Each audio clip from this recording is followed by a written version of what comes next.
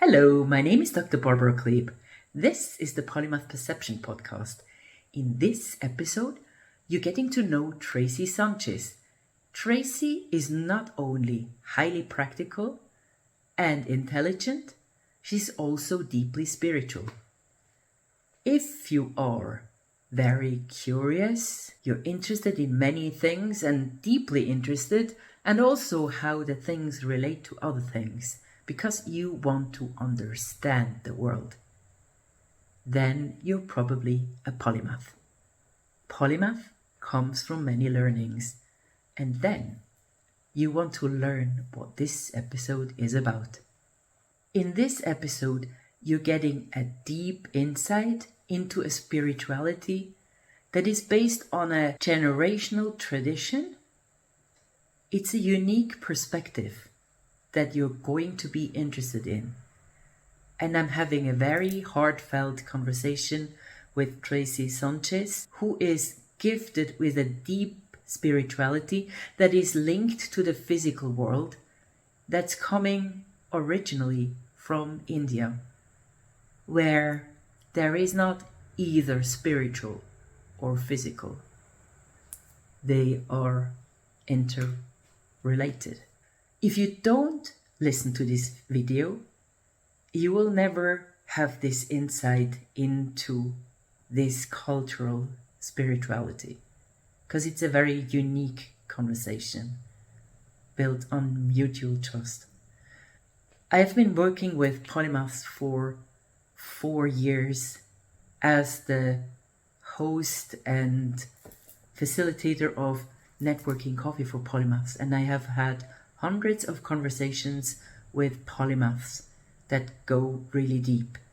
Stay till the end, because in the end, I asked Tracy to tell you the story of when she met real angels that she could see. Stay tuned. It's such a joy meeting polymaths, playing music, writing books, painting pictures, creating, discovering the truth with open hands, and presenting it bravely, like the jester to the king.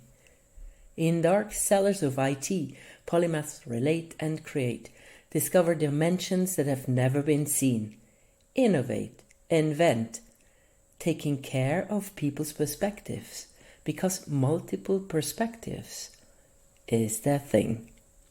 They're visionaries for a better world, relate what they found now to what they've experienced. They look for, they look near, they look everywhere, responsively related to the nature around and within. Once the curiosity of a polymath gets sparked, it's the beginning of a deep journey. When you're meeting a polymath, you're getting to know so many things. They have lived many lives within one lifetime, and they share their insights generously. It's so wonderful to be interviewing polymaths at the Polymath Perception Podcast. Hello, and welcome to the Polymath Perception Podcast.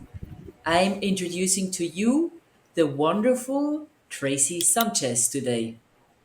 Tracy, can you tell us what professions you have been working in? Oh, I've worked in various fields in my lifetime. I've had several lifetimes in one: accounting, healthcare, insurance, technology, marketing, graphic design, a plethora of different things. But I think what's most important to note about myself is my spiritual perspective and my connection to the outer realm.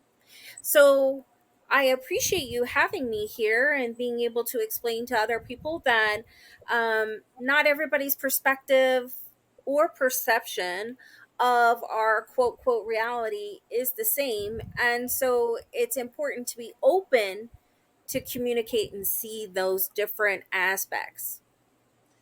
Thank you so much, Tracy. So, when have you started working? You told me before. At what age? Um, I started working in my family business around 8. Um, but as far as my spiritual journey, I was born into a unique situation. The people on my mother's side of the family were very spiritual, not religious, but spiritual people, with unique perspectives on looking at energy and being able to transmute energy and see energy, and also being able to cultivate relationships with people that spirits, souls, energy that had transitioned. So I've been doing that since I was born. My grandmother said that when I was born and she saw me, there was a fog mist around my, I don't know, wherever I was laying. So that's pretty unique. I was also born on a lunar eclipse 10 minutes before it happened. Wow, how cool. So, Mhm. this is a family tradition, and you were supported in learning those abilities, haven't you? Yes, to a certain extent, absolutely. So I am what's called a seer in my family, and I am a multiple generation seer, basically. And what that means is I can see and communicate with energy.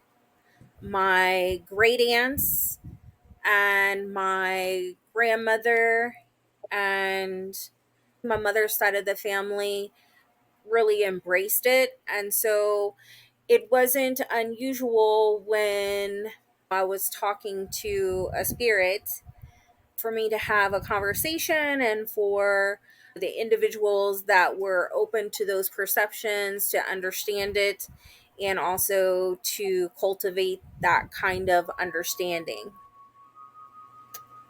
Have you ever been questioned or criticized for being able to do that? Or was it always like in your environment, it was just normal?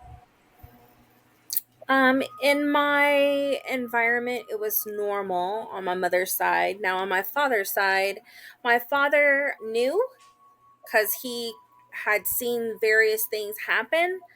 I I did not start walking till I was almost 19 months old.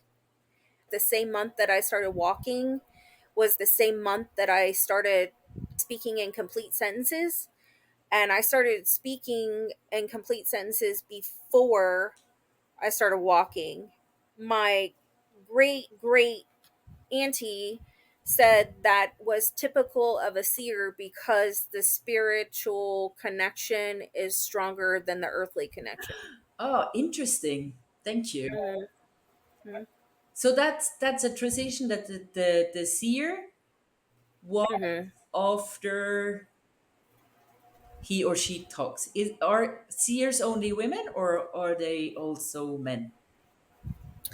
In my family, there are no seers that are men. They're all women. Interesting. Why do you think that is? Well, if I analyze how seeing energy works, it's a very nurturing thing. You have to really be open to love and embracing it in an unconditional way.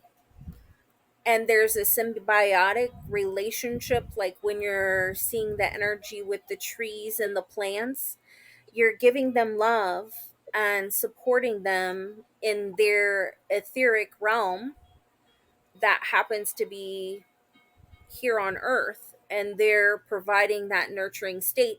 So sure, basically women are the caregivers. We have a multi-faceted relationship with the world, and we are designed to be able to see multiple, do multiple things, because we're in charge of rearing the babies internally and externally. There's been various changes in the way that people nurture their children, but genetically women carry and care for the children. And so I think that really has a huge bearing on the energetic exchange and being open to nurturing something that can cultivate that loving relationship. How interesting. What I wanted to know is, so you can use this talent to communicate with plants and animals as well? Oh, yes, absolutely. Since I could remember, I can, it's almost like telepathically in a way, communicate with animals when they're open to having that conversation. Not all animals are, but one thing that's always fun is that because I am who I am, I guess. Like if I go to a pet store and let's say they have all the tanks with the fish in there, they'll have all of the tanks, then you will see all of the fish start coming towards me. And it's pretty phenomenal. Like when you see it, as I move and I'm moving, then they move to the different parts of their tanks. Whereas if other people walk by, they're just still just swimming in their own little pattern and such. Same, I've can have conversations and hear my dog talk to me. Um, But do the fish then talk to you? the fish, I have only had one fish speak to me, and it was at the SeaWorld in San Diego, and it was one of those white beluga whales, and you could see it, and it swam up to me and put its nose right on the glass, and it said, "Hi." Like literally, that's all it said. Hi. And I was like, "Hi, how are you today?" Blah blah blah. And then it said, "You can hear me. You're cool." And it left. So So, I find beluga whales have something humans in their in the way they look. yeah, they do. Cool, Yeah. Yeah. wonderful. It reminded me of an old man that would be walking along like, "Hey, how you doing, lady?" And you're like, "Hi." That's what it reminded me of. Uh-huh. So cool. And then you went to the plant. Do they also talk? Oh yeah, so my grandmother, she was, I guess you just call her a grower. She had the mighty mighty green finger, and so I grew up having plants just everywhere. Everywhere. She was very meticulous. So by no means, if she saw my room right now, she would probably smack me in my head. My grandmother's house always looked like it was a magazine. Everything was in its place, perfect. She had so many different plants and taught me how to interact with them and to see their energy and feel it. And that would be something that we would help to grow the plants and talk lovingly to them. And if there was a sick plant, then we'd ask what was going on, and interpretation. But as of now, it's really more looking at all of the energy that is possessed in like the trees and the exterior plants, and being able to speak with them. How do plants talk? I think I had a conversation with you trees once, and they were talking in a very slow and dark voice. I can never forget about it. I even integrated it in a song. But normally, I sense the energies of trees. I talk to plants like many people do, but they don't really talk back. So I'm interested in how do plants talk? Well, it really depends. So, I would equate plants to the utmost autistic person that you could conversate with, because once they love you and they trust you, then they are an open book for you. So, one thing that is very true in speaking with plants is that not all of them will communicate with you unless they trust you. Um, trust you enough to be able to, for them to hear their voice. And every plant has its own vibrational sound. So there are devices that you can actually listen to the vibrational sound running through the different plants, trees, grass, anything that is chlorophyll filled. And that vibrational energy creates its own music. However, getting back to your question, it's whatever the energetic presence of that particular spirited tree or essence. So, almost like there's variations in our voice for each individual, plants and trees have the same variation in tone. And it has also a lot to do with your frequency. So if you're able, depending upon what frequency you're at, and also I've noticed the more water you drink and magnesium, the easier it is to connect and be able to hear them. Thank you so much. That's so interesting. Can you imitate a plant talking to you or count a story how a plant was talking to you so that we can imagine it? Yeah, so the rose that was outside was just really overbearing and super thick, and it was not pretty at all, right? It's probably been there 20 years or whatnot. And I told it, I said, well, I'm sorry, but I'm going to have to cut you down, and I will leave one stem and then you can regrow and be beautiful. And then the conversation pretty much went like, "You're so rude."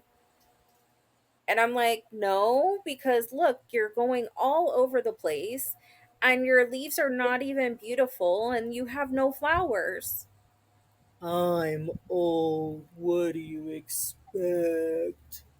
And I'm like, that's why I'm helping you, because you're having to go ahead and send vibrational love and the water and take in all of these different energies to all of these different stems, and you're not able to do it in an efficient way. So I'm going to go ahead and cut this down, and then you can regrow.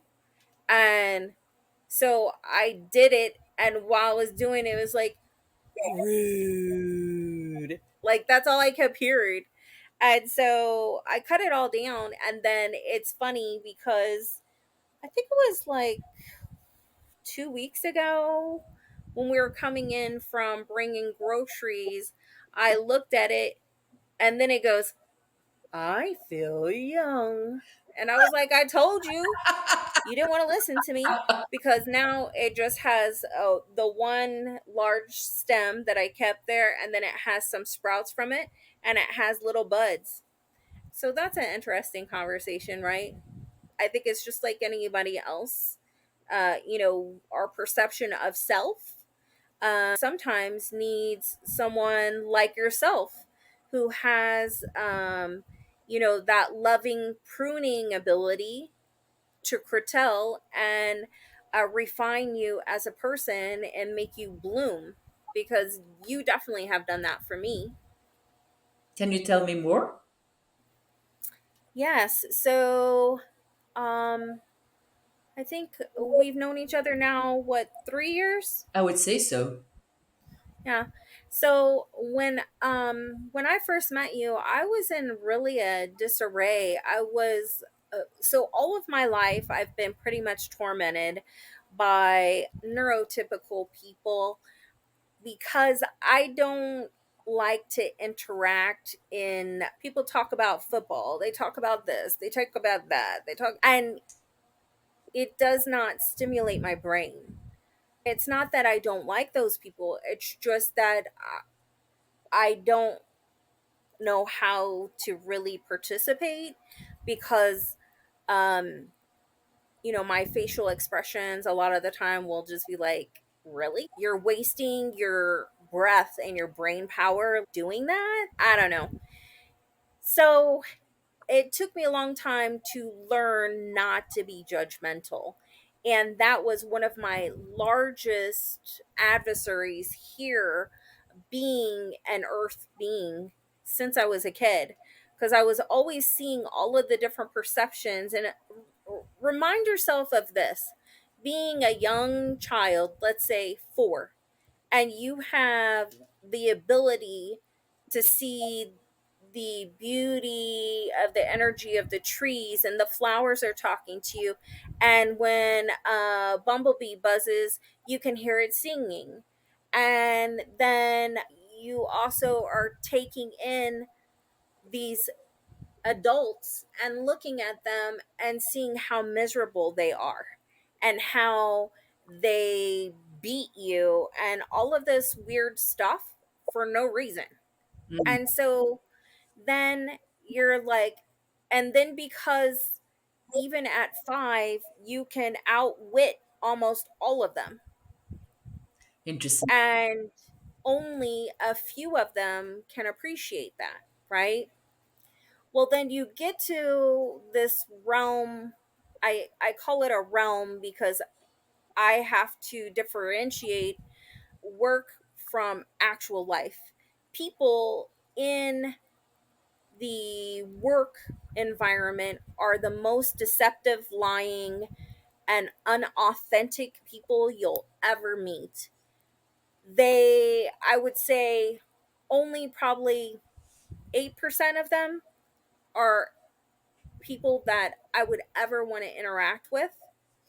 And that's because they lie to your face, they talk behind your back, they don't do their jobs. And then when you show how to do something way better than how it is working, then they basically bastardize you and make sure that you are the bottom of the barrel because they don't want to seem as if you've outsmarted them, right? So, how And this do has we know been, all this that they're pardon? saying?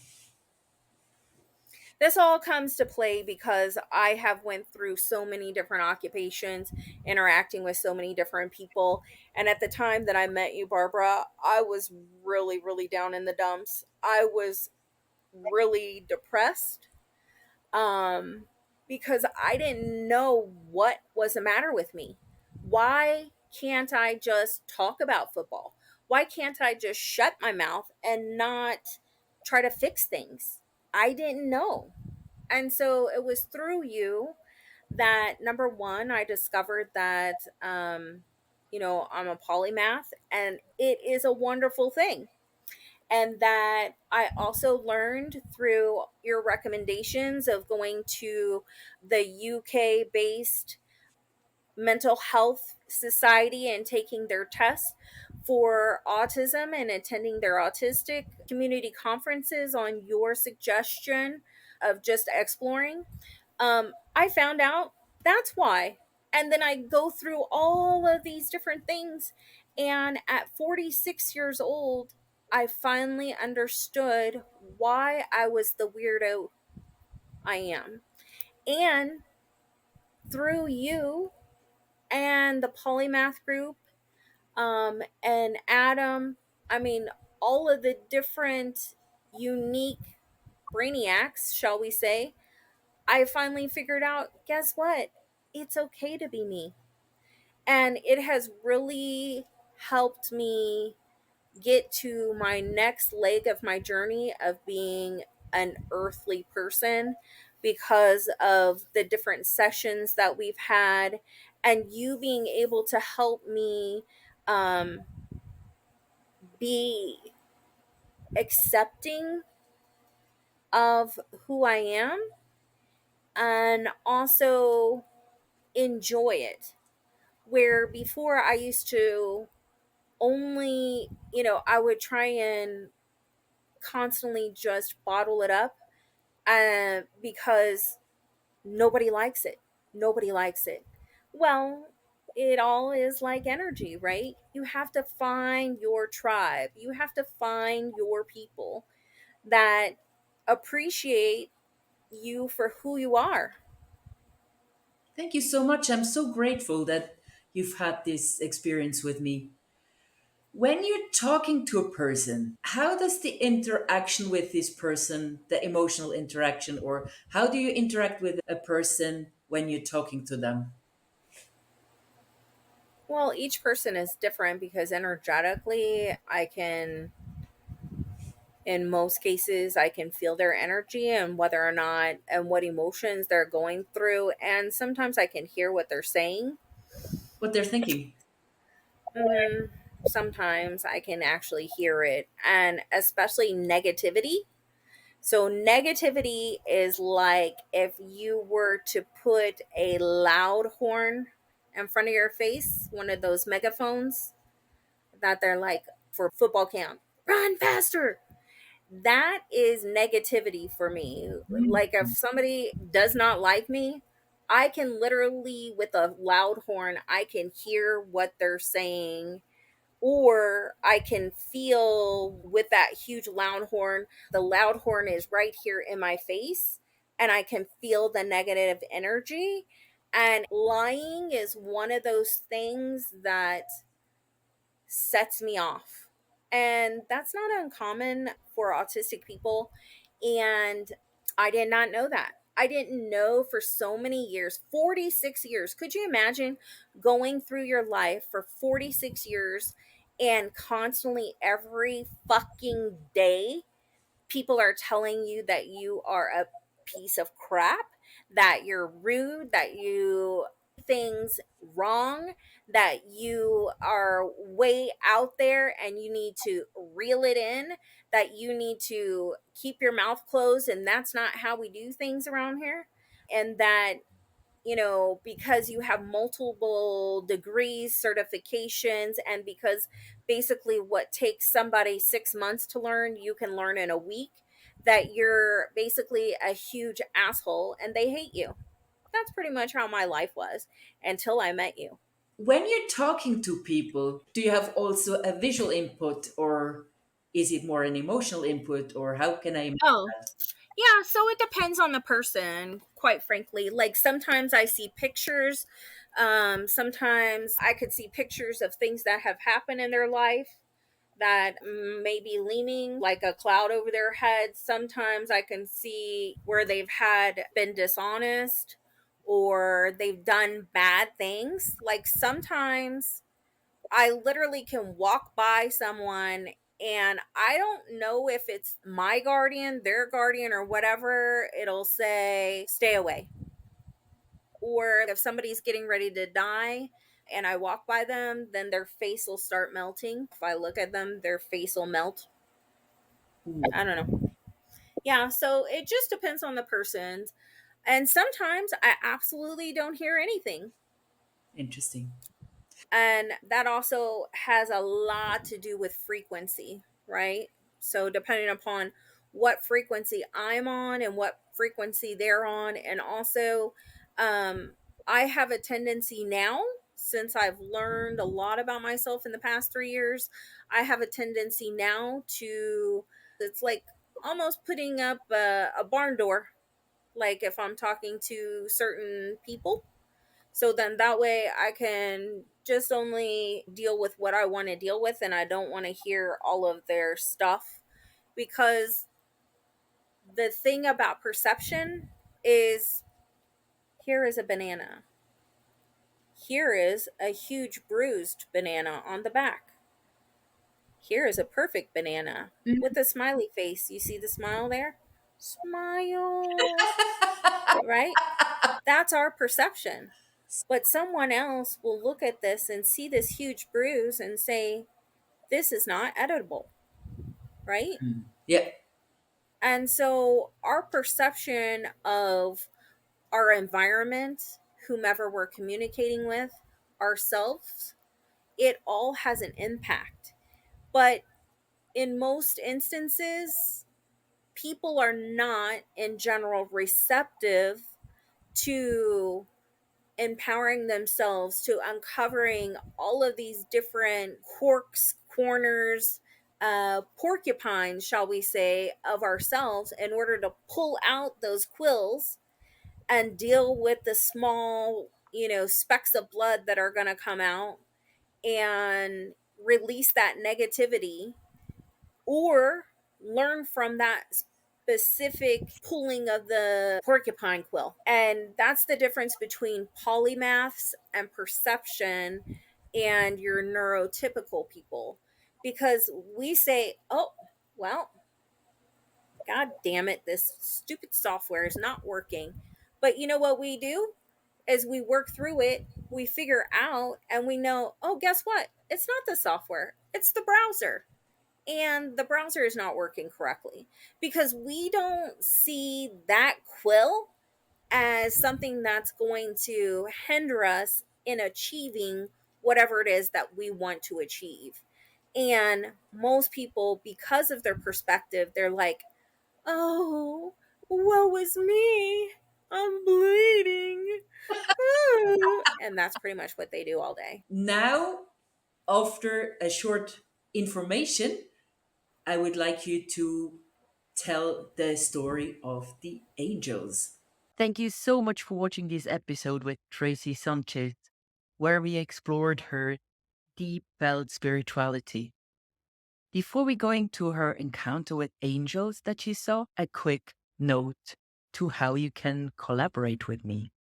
I see that polymaths are very resilient, but also in hundreds of communications, I've seen that a lot of traumatic events have happened to them. And those led to burnout in the situation of life's adversity, or lack of self confidence, or lack of flowing conversation, or talking too much. So there are different ways how this can manifest. If you're interested in meeting me and exploring more, there's a link in the show notes. It says Calendly. And you can click this link that says Calendly and write your email in it and choose a date, and then we will meet. It will go directly to my agenda. Go to the show notes, search for the Calendly link, click it, book a slot, and I'm so happy to see you soon. And now, Tracy's encounter with Angel. And her daughter is also called Angel, just to complicate it more. My daughter and I had went to her friend's house and we had dinner, we hung out, watched TV, and we lived about 10 minutes from their house. And it was a full moon, and so we went out and said our moon blessings, because one part of my belief is that we recharge through the moon. Our bloodline, we are blue moon people. Angel and I were recharging and we were sending blessings out and requesting our angels to send us blessings, basically. And so then we packed up, we headed home, and as we're driving, we start seeing these lights flashing up in the sky. I could see it through my windshield, and I'm looking, and Angel's looking, and she rolls down the window, and we're driving by the freeway where there's no lights. Oh, You know, yeah. there was a church that set probably a mile off of the freeway, and I was like, oh, maybe they have some kind of spotlights for whatever, because it was around Christmas time. So I'm looking for Christmas lights, and they had no lights. So then I'm looking more, and it was 8 kind of blurbs that were circling, like literally circling, just in a perfect circle, almost like a slow rolling fan. Angel is looking and I'm looking, and it's following us all the way home. When I was trying to connect to it, mind you, I'm driving down the freeway. I couldn't just stop on the freeway. But Angel, she was like, Mommy, it's so much love. And I was like, yes, it is. It's angels. I know they're angels.